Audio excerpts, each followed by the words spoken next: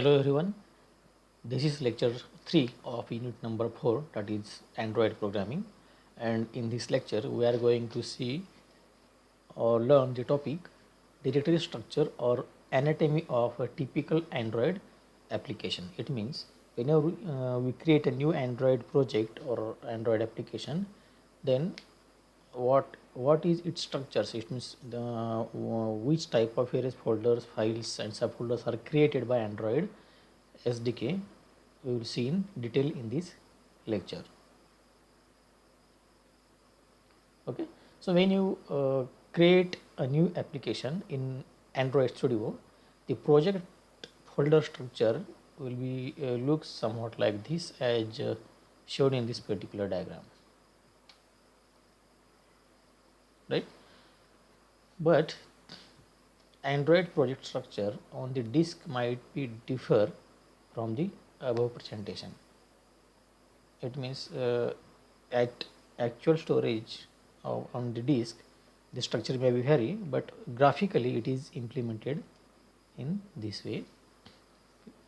To see the actual structure, file structure of the project, we need to select a project from the project drop down instead of the Android. Okay, so this is one snapshot of your Android Studio IDE, and here when you create a new project, first of all in this project explorer window there will be nothing, and in order to visible your project you have to click on this vertical Android say project tab. Okay, you don't need to, or you should not click on this Android icon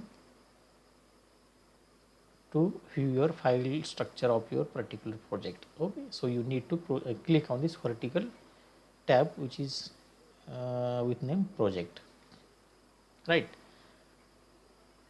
And then the actual Android application project will contain different types of application modules, source code files, some resource files, and some values, strings, colors, layout files will be there, drawable files also there. In short, any typical Android application when you created, it will contain these number of folders.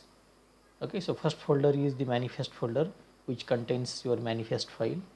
Then second folder contains your the Java folder, and it contains the packages that belongs to your particular Android application.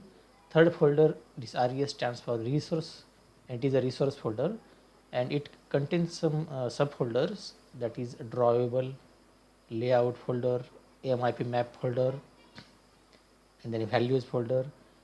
So what this particular folders contains we will see in detail in next slides. And last folder is the Gradle scripts, which contains the configuration of your Android application.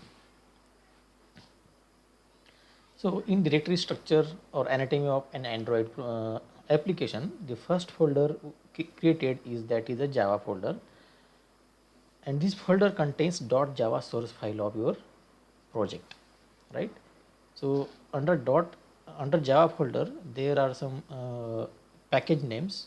So out of this package name you have to click on the first package name, and it contains your all .java files that belongs to your activity or belongs to your Android project.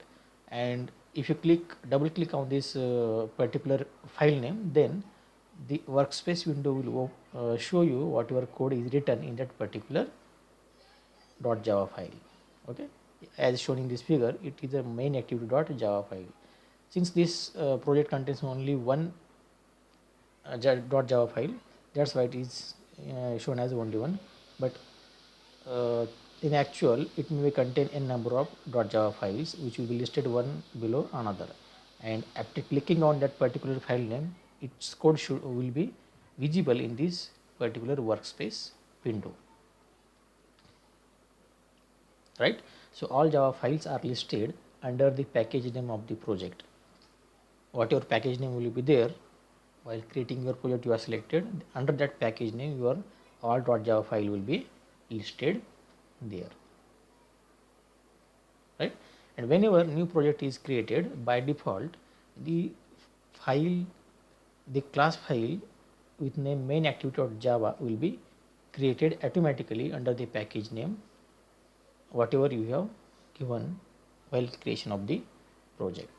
But again remember, if while creating a new project, if you have not changed the name of activity, then it may be by default its name may be main activity.java. But if you have changed its name to your particular requirement that reflects your the intention of that particular activity, in that case whatever name you have given there to that activity with that name .java file will be created in your Android project.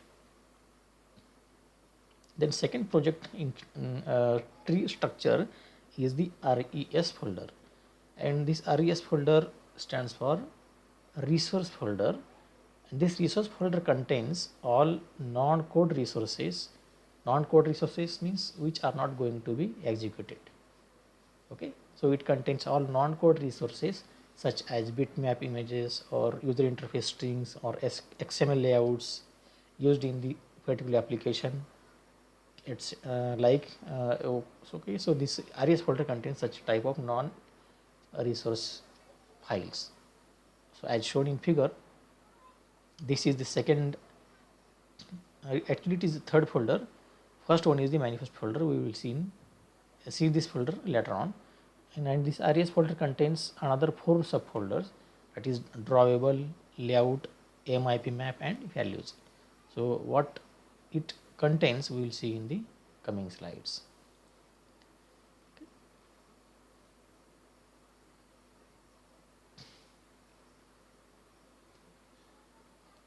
Okay, so under RES folder, first folder subfolder is called as the drawable folder, and this drawable folder contains different type of images as per the requirement of an application.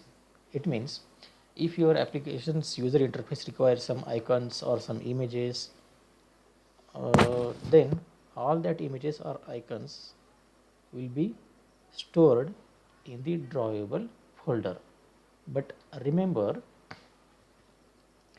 it's the best practice to add all the images required by your project in drawable folder, but the images except the launcher icons which are used for the application development. It means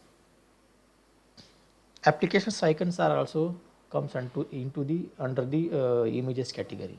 Okay, but icons in the sense when you install your Android application either on emulator or on smartphone, then on the screen of the emulator or screen of your smartphone, when you click on the launcher icon, it means applications icon from your phone screen, then your icon will be opened, right?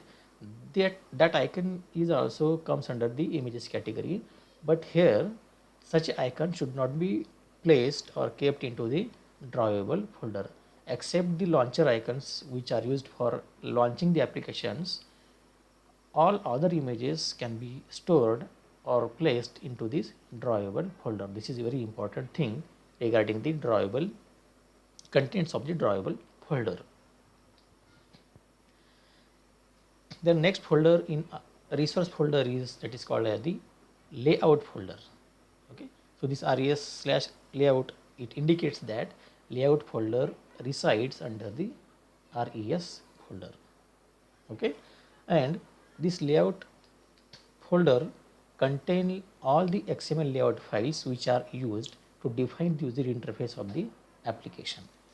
Okay, so in practical also we have seen this in detail, what is layout file and what is Java source file. So whatever layout of your application will be there, that layout file will be contained in the under the layout folder. In this case activity_main.xml, it will contain the user interface for the main activity.java file. Okay, now here user interface in this sense which depending upon your requirement, which type of controls you need, that controls are placed onto the single screen, or there may be a multiple screen in one application. So that placing of different controls like labels, text boxes, or push buttons, or radio buttons, drop down menus, list views.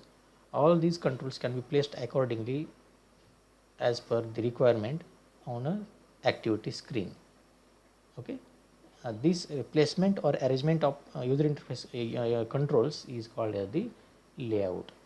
Okay, and such a layout is defined in the .xml file, right? And whenever you create a new project, at the screen here you need to give the name to the activity as well as to the layout file. Whatever name you have given there, your Android project setup will create .xml file with the name which we have entered or which have typed in the time of application creation, right?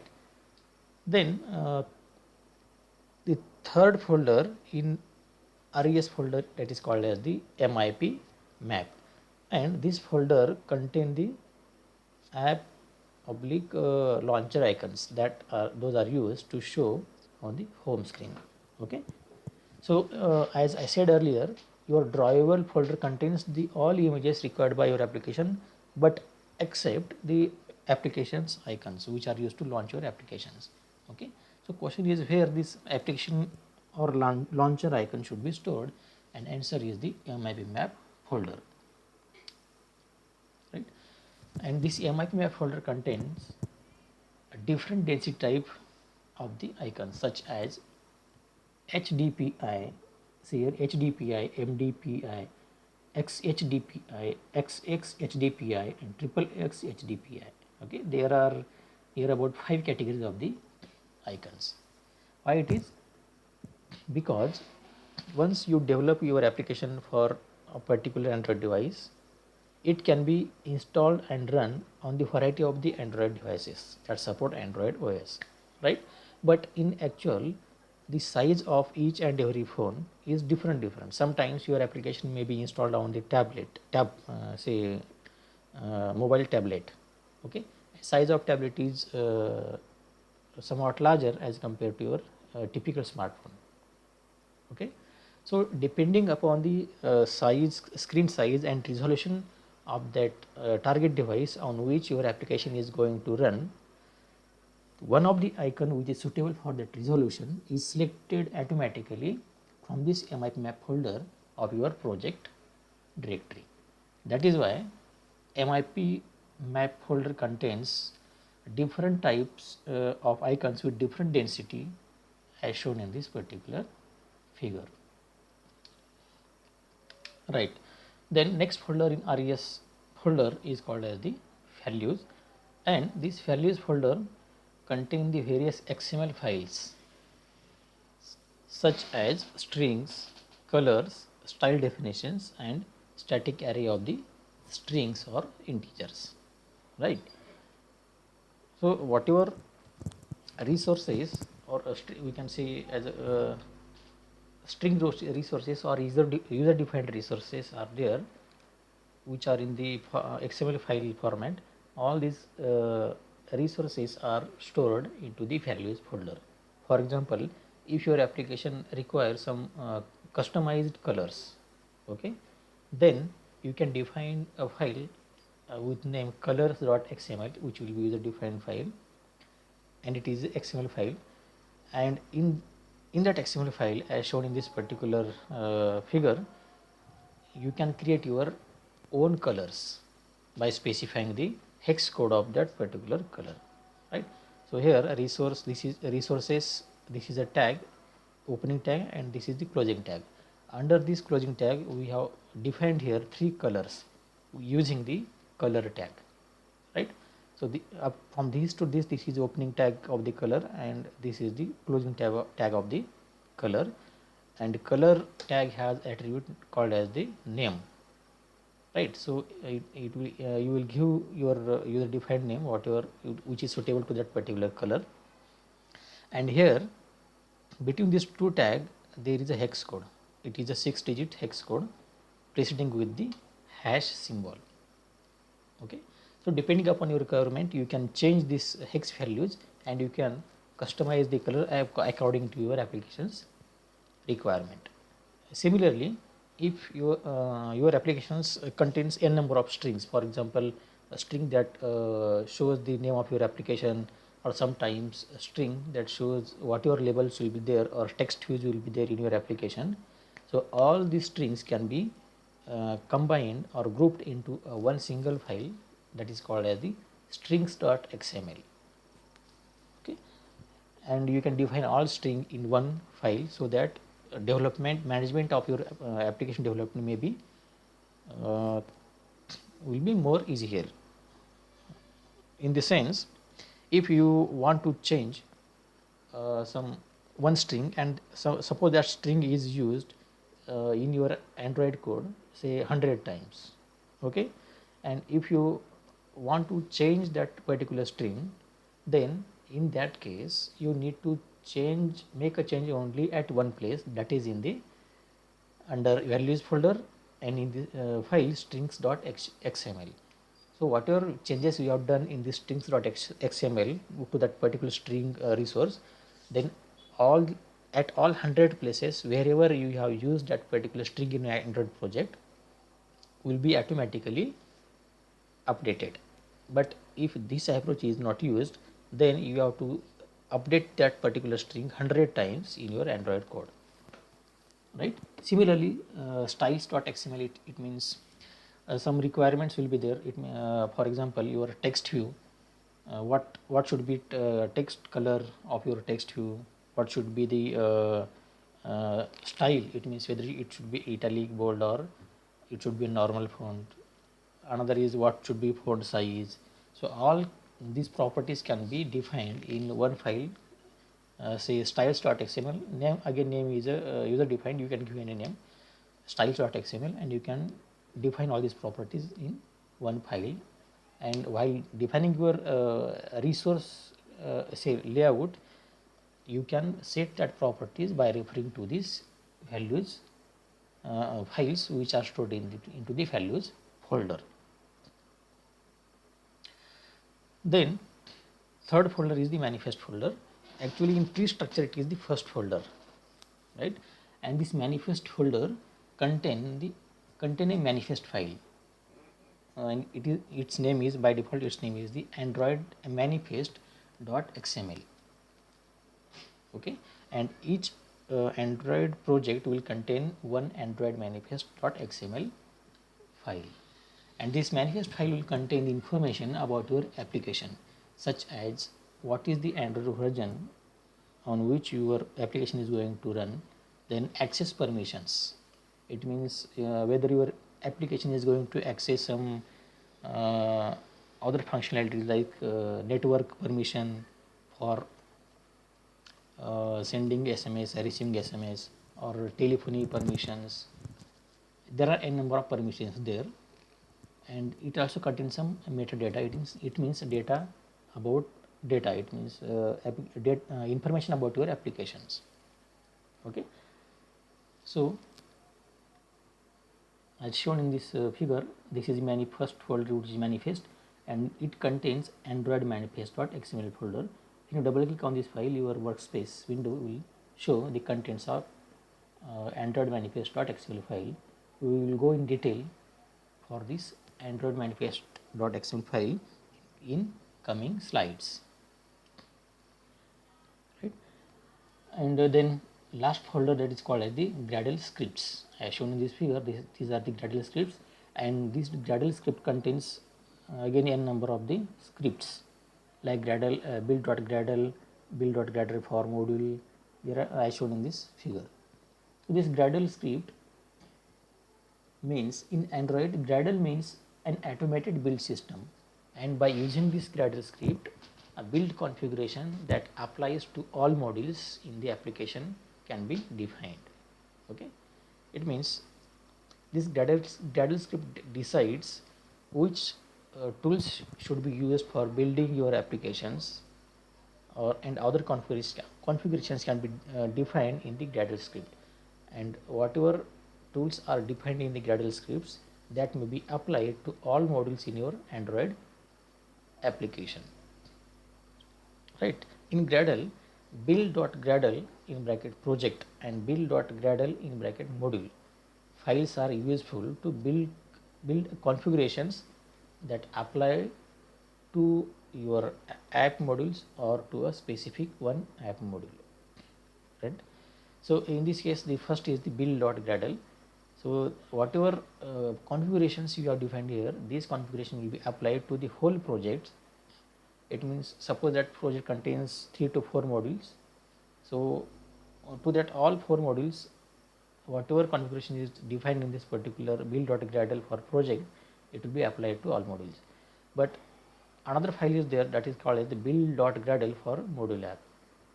Whatever tools is defined in this particular file, those tools are applied only to that particular module for which it is defined. This is difference between build.gradle for project and build.gradle for module. Right. So under RES folder, we have finished with drawable folder, with AMI map folder we are also finished, and values folder is also finished. Now remaining is this layout folder. Okay. So this layout folder contains your user interface layout. It means the UI of your applications will be designed in this particular layout file, and it will contain two mode. One is the design mode and another is the text mode. We have seen details about this in practical sessions as well. Okay, and it will exist in the layouts it will exist in the layout folders, and structure of the activity underscore main.xml file in design mode is shown as below. It means as shown in this particular figure. Okay, so user interface is defined in the layout file. In this case, name of layout file is the main activity underscore main.xml file. When you double click on this particular file, your workspace will show the code that pertains or belongs to this particular file. But here, this layout file has two modes. First one is called as the design mode, other is the text mode. Okay, so design mode is a graphical form of your layout. It means it will show you how your user interface looks like in the graphical form. It means after running your application on the actual device or on an emulator, how it will look like, that is shown in the design view or design mode, whereas this is the design mode of the application. Okay, it shows the how it looks after running the application. And another mode is called as the text mode, right? So text mode contains your .xml code for that particular layout file, and which is shown in this particular diagram. Okay, so this is the text view or text mode of the layout file, right? So here there are some resources. For example, it contains constraint layout, and under constraint layouts it contains one text view whose some attributes are defined here. For example, layout underscore width, then height, whose value is wrap content. We have seen what is meaning of the wrap content, and text property of this text view is set to the hello world. Okay, that is why here it's not visible, but it is shown in small size. It is a hello world text, and other are some attributes that are used for projecting this hello world text at the center of the screen in both direction, in vertical as well as the horizontal direction. Okay, I think in last lecture also we have seen the details about layout file and text view of the layout file and design view of the layout file, right? So every activity have a layout file in the .xml format which is associated with it. Since this is taken from the simple hello world program, so there is only one XML file, that is activity underscore main.xml file, and this layout belongs to the main activity.java file. Now main activity file or main activity.java file, which contains in the under Java folder under the first package name. And typically it's look like this one. In Android, an activity is a single screen or a single window that contains the user interface of the application, right? And main activity file in the Android application is main activity.java, and it will exist in the Java folder, but this name can be again can be changed to your requirement. Then this is the actual application file or source code file, which ultimately gets converted to the Dalvik executable or Dalvik bytecodes that runs an application on the emulator.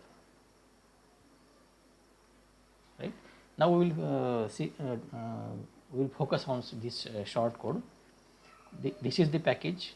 These are some import statements which import that particular classes into this application, and this is the class.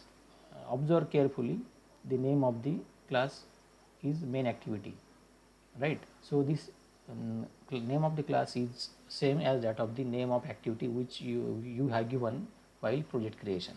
Okay, it means whenever project is created, Android project is created, whatever name of the activity you are given there, it will create a public class with the same name in the .java file, and this class is always extended from the extended means inherited from the app compact activity. In some versions of Android, this class may be inherited from the only activity class, right? And this contains only single method that is called as the onCreate, right? And whenever any Android activity is created, this is the entry point for the Android program for execution. Okay, so first function that is called while creating an activity, that is called as the onCreate function. Okay, so that is why whatever initializations will be there of the user interface control, all initialization should be done in the onCreate method. Okay, again this onCreate method calls the same function of its base class using the super keyword, and then the single method is there, that is set content view, right? And here this set content view accepts on parameter that is called as the r.layout.activity_main. Okay, so here this r.layout.activity_main refers to the activity_main.xml file located in the resource folder, and under resource folder there is a subfolder that is called as layout, and under layout folder this activity_main.xml file will be there, right? And the set content view will set whatever layout is defined in this particular file to this main activity.java file. Okay, another thing is that the onCreate function or onCreate method is one of the many methods that are fired or figured out when an activity is loaded, right? Then manifest file, we will see in detail what is the manifest file. So first folder in the Android project is the manifest folder, and it contains Android manifest.xml file. Okay, so what this file contains? It contains the configurations or components of the applications that belongs to that particular Android application. So whatever component is developed as a part of an application, it must be declared in the manifest.xml file. Here component in the sense it may be activity, or it may be intent, or it may be broadcast receivers, or it may be some other component will be there as well. So whatever component is defined, it should be declared in the Android manifest.xml file, otherwise your Android application may not able to run or build, right? And this Android manifest.xml file resides at the root of applications project directory in manifest folder, and this Android manifest.xml file works as an interface between Android operating system and the user application. So if any component is not loaded or is not declared in this file, then it will not be recognized or considered by the Android operating system. That is why whenever new component is developed or defined, it should be declared in the Android manifest file. Okay, this is a code for a typical Android manifest.xml file. Okay, so here this is the XML code, and this is the manifest opening tag, and this is the manifest closing tag. Okay, and this XML NS stands for XML namespace. Okay, so XML NS colon Android equal to, there is some URL, but actually it is not the URL, it is a string, and whenever such a declaration is done, then whatever tags you have been used under this particular XML file, that tag can be interpreted as a Android tags. Otherwise, your say your compiler or your Android operating system will not able to recognize the meaning of this particular tag, right? And then next component is the package. It means what is the package of your Android project. In this case, this is a particular package name. So by default, it is already created. Now coming to the next tag, here is the application tag. This is opening tag and this is the closing tag. And under this application, there are a number of components as well. So first component is the allow backup is equal to true. It will enables you to take the backup of your application if it accepts some data from the user and store on the device. Second is the Android underscore icon, right? So this attribute refers or indicates to the launcher icon of your application. It means that will be displayed on the home screen of the mobile phone or emulator. When you click on that icon, then your application will be opened there. Now see carefully here, what is the value of this icon is assigned. So icon is equal to @MIP map. It means it is whatever file is resided in the MIP map folder, and under MIP map folder another subfolder is that is IC underscore launcher. This is the name of actually that particular image. Okay, right? We have seen in the say under RES folder and MIP map folder contains a number of icons with different density. So depending upon the screen size and resolutions, that appropriate icon will be fetched from this particular route. The next one is the label, and this is the name of your application that is always shown at the top of your emulator. Okay, and here it is stored in the @string. It means it is stored in the string.xml file, and the name of resource is the app underscore name, right? Then there are some other attributes as well.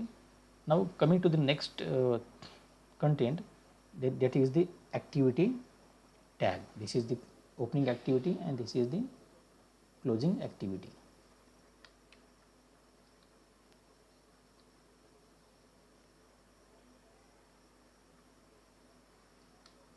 Right, we have seen all this part.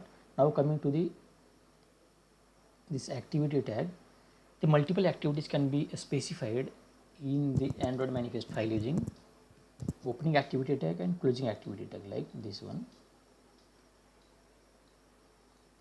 Okay, and here activity tag have one attribute that is called as the name. So Android colon name is equal to dot main activity, right? And activity contains another tags as well, that is the intent filter opening tag and intent filter closing tag. This intent filter contains the action tag and category tag. Okay, so this action tag indicates that the action for intent filter is named as android.intent.action.main to indicate that this activity serves as the entry point of the application. Okay, if your application contains 4 activities, then one below another, its definitions will be here using this activity tag. Okay, but out of these 4 activity tags, one of the activity tag should be contain these 2 attributes, action, say should contain the intent filter tag, and under intent filter tag should contain action and category, right. So here this action tag in the intent filter specifies that it is, so here android dot intent dot action dot main, it indicates that it is the entry point of your application. It means when you run your application, first of all the .java file of this activity will be run, compiled and run. Then the category tag of the intent filter is the name, and it is named as android.intent.category.launcher. Okay, and this particular attribute value indicates that the application can be launched from the device launcher icon from the home screen of that particular device. Okay, so if one of these tag is missing, then your application will be not able to run properly. Then here the @string, it means here at label @string refers to the string.xml file, whereas @string oblique app name refers to the app name string defined in the strings.xml file, whose value is hello world in this particular case, right.